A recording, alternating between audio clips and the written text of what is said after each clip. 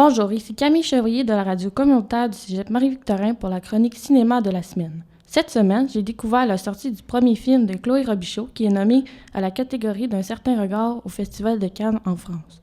Le 7 juin prochain, le premier long-métrage de la jeune réalisatrice de Chloé Robichaud sortira en salle au Québec.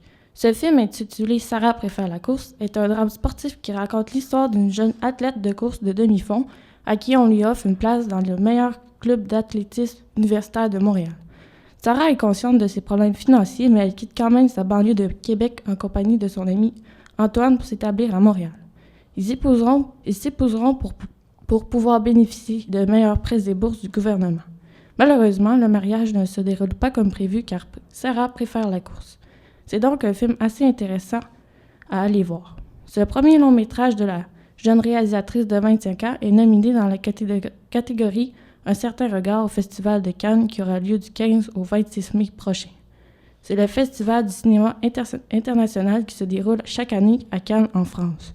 Dans les débuts de ce festival, en 1946, il a été beaucoup critiqué et fut l'objet de plusieurs scandales et de controverses dans les magazines et les journaux du monde entier.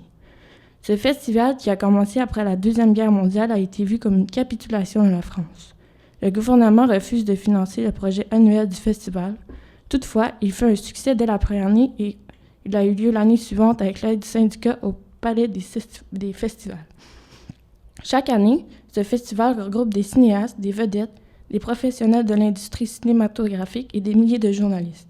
Ce festival a été créé afin de récompenser le meilleur film, le meilleur réalisateur, le meilleur acteur et la meilleure actrice de l'année dans diverses catégories. C'est donc une chance énorme pour notre jeune Québécoise de se faire remarquer et connaître dans le monde du cinéma. C'était Camille Chevrier pour la chronique de cinéma à la radio communautaire du Cégep Marie-Victorin. Merci et à la semaine prochaine.